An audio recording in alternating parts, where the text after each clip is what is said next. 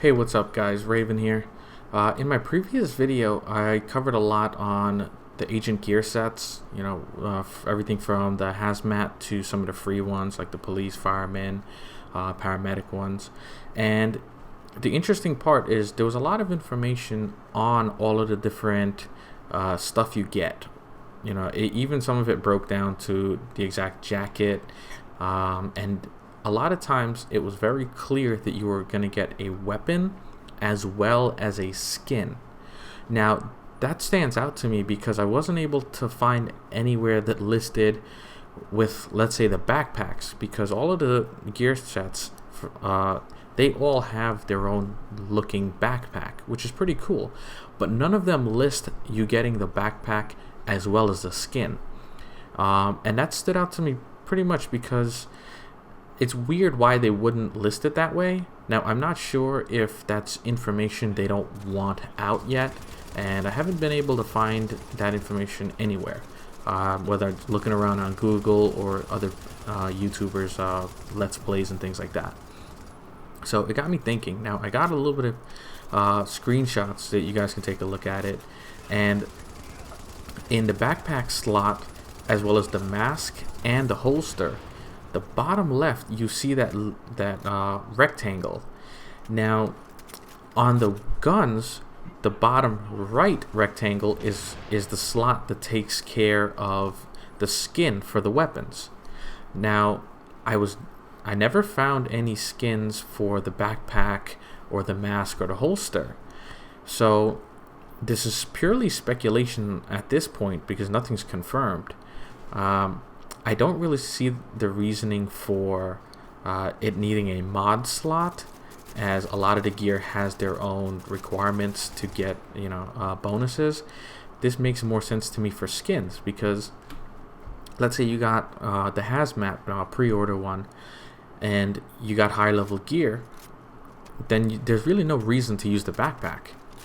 Now if that backpack just has a skin with it, then it makes sense, because you can take that along with you as you're leveling up your character, because it has no benefit other than just a cosmetic look. And you can find weapons with attachments and things like that. So I'm leaning more towards the side that all of these things have their own skins, which makes it kind of cool, because the appearance tab does cover things like hats, shirts, jackets, scarves, pants, and shoes.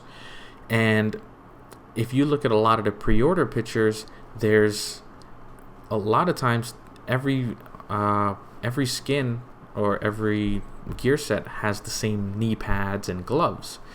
So those are equipment,